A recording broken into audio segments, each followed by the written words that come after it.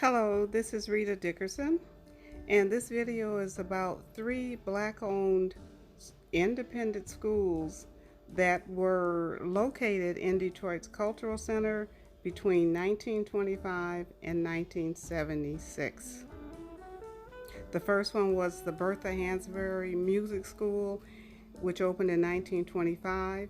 The second one was the Lewis Business College, which opened in the Cultural Center in 1941, and the Rosa Sladegreg Academy of Practical Arts, which opened in 1947.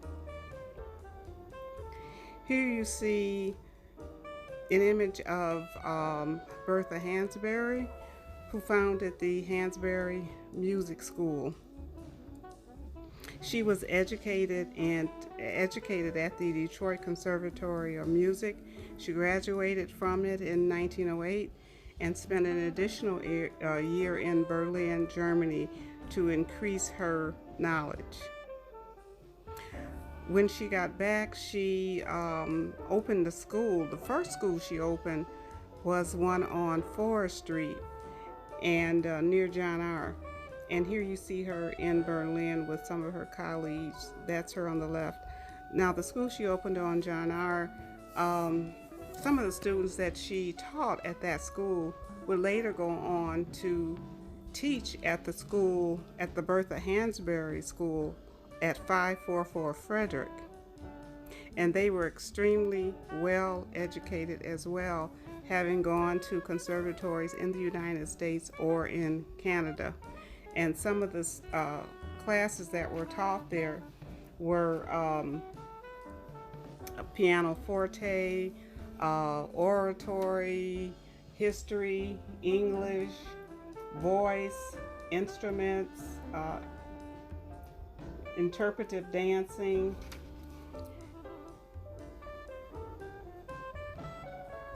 And here's a picture of the school in about 1927. The school stayed open until 1930 when the ravages of the Depression, 1929 Depression, forced it to close. And here's a picture of the students at the Little Folk School. She also operated a boarding home there. And I use this image plus a current image of the school, which has been stripped of the porch to create a painting, acrylic on canvas, 30 inches by 40 inches, with images of the current contemporary housing in the background. Her, her husband, William Phillips, operated a employment agency there and issued a monthly newspaper called Our People. Now, on that block on Ferry, Dunbar Hospital is located only about a half a block from the former Hansbury School, and there is a video at this on this channel about the 8 hospitals that were located in this area.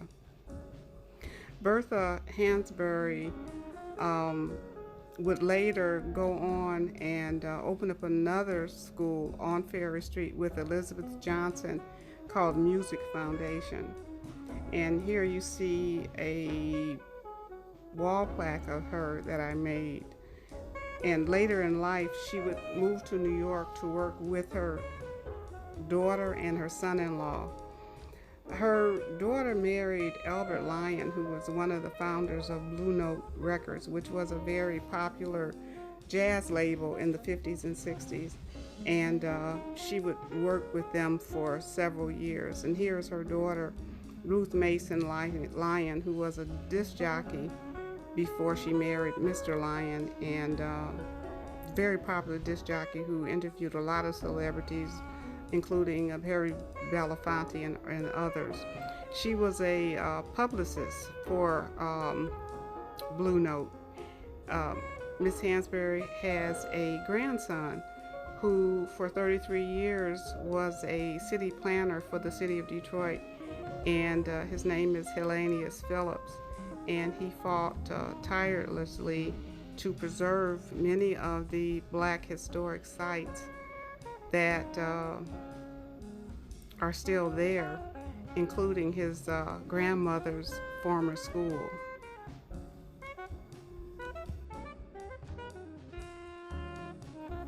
Violet T. Lewis, the founder of Lewis Business College, was born in 1899 in Ohio. She attended Wilberforce University and received a degree in business administration. She taught for a few years at Selma University in Alabama and then returned back to her parents' home where they had moved in Indianapolis, where she decided to open a school after being a stenographer for the state legislature for several years.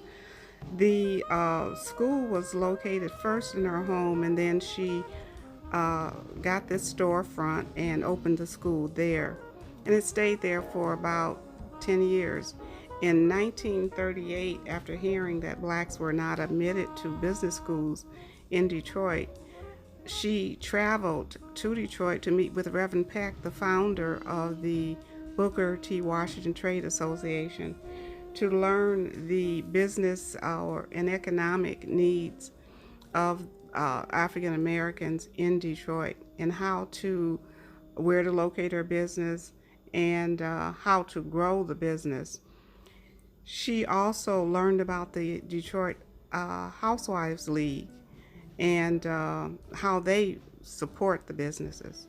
So in 1939, she did open her first school here on West Warren and McGraw and stayed there for approximately 2 years until she outgrew that site. And in 1941, she moved to John R. and Ferry, and the school stayed there for 35 years. When she moved there, this was during a time when blacks weren't really allowed to live on Ferry between Woodward and Brush, and the residents sued her for having a business there, and she changed it to a nonprofit, and the case was dropped. And on this diagram, you see how close the three schools were. Lewis was 2 blocks from Slade-Gragg, and Slade-Gragg was 2 blocks from the Hansbury Music School.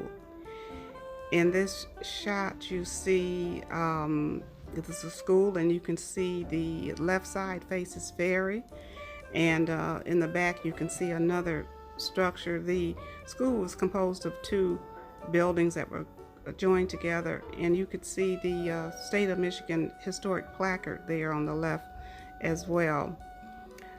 This is the John R. side of the school, and in 1980 the school was designated an HBCU as Michigan's only HBCU that's a historically black college or university. In 1943, she and her sister Elizabeth Garner founded the Gamma Phi Delta sorority, which was a businesswoman's school.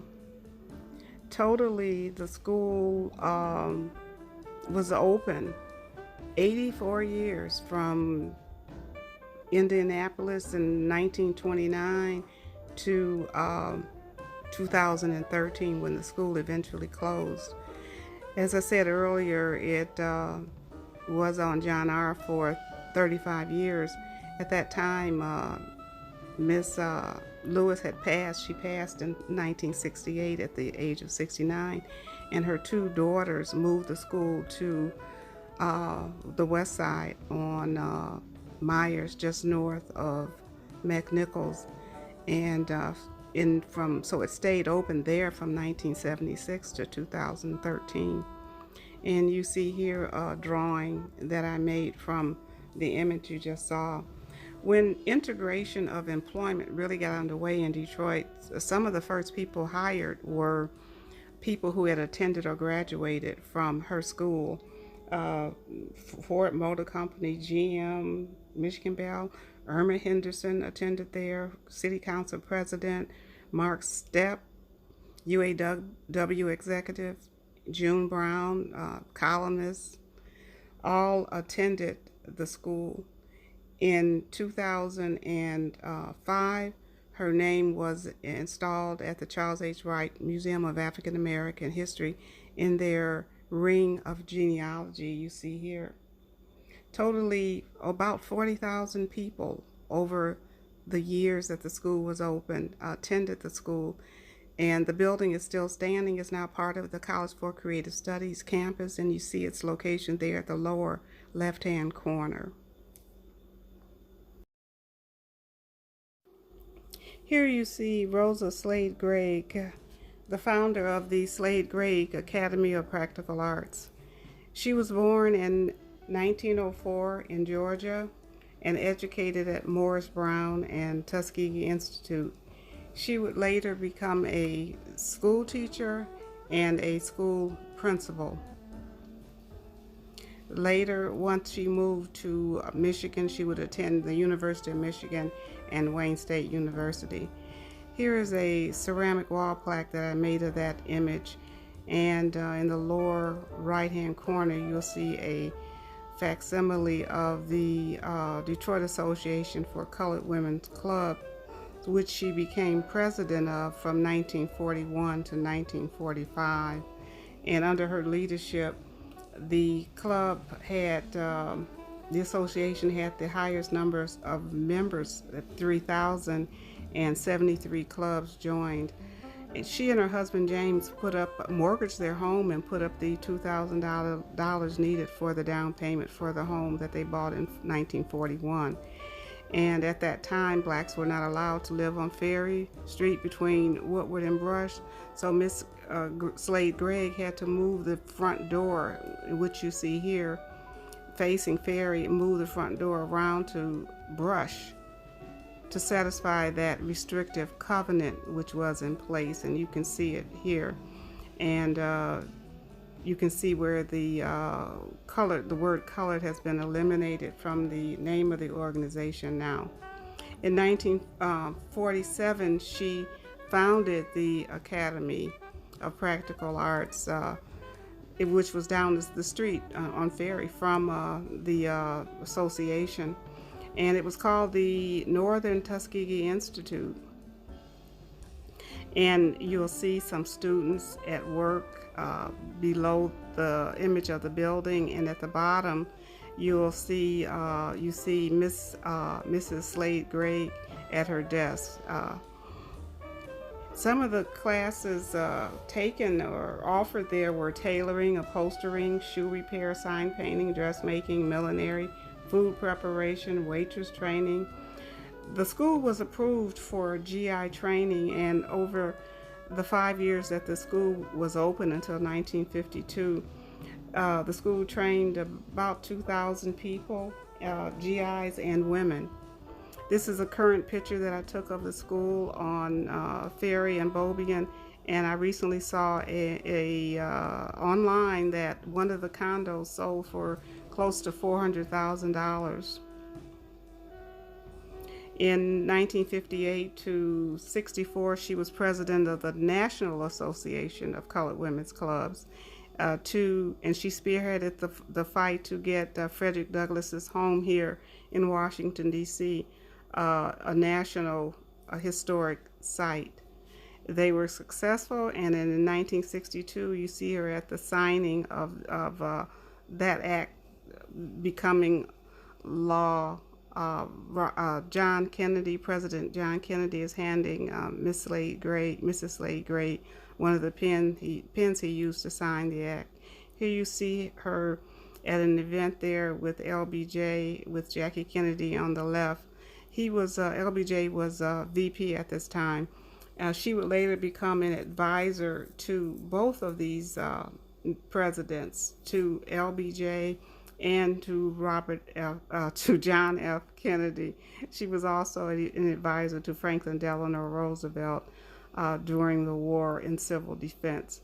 At her church home at Bethel AME on Frederick and St. Antoine, she led the establishment of youth center, a library, and archives at the church.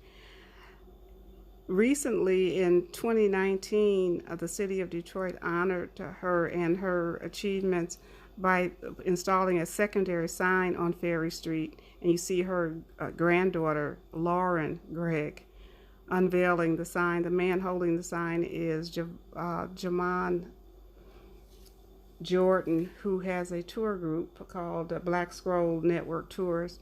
And here you see the sign completely unveiled. And this is a very historic picture. Second from the left, you see Rosa Slade-Gragg. Next to her, Fannie Peck, who founded the Housewives League of Detroit. And next to her, you see Violet T. Lewis, the founder of Lewis Business College. Mrs. Slade-Gragg passed away in 1989.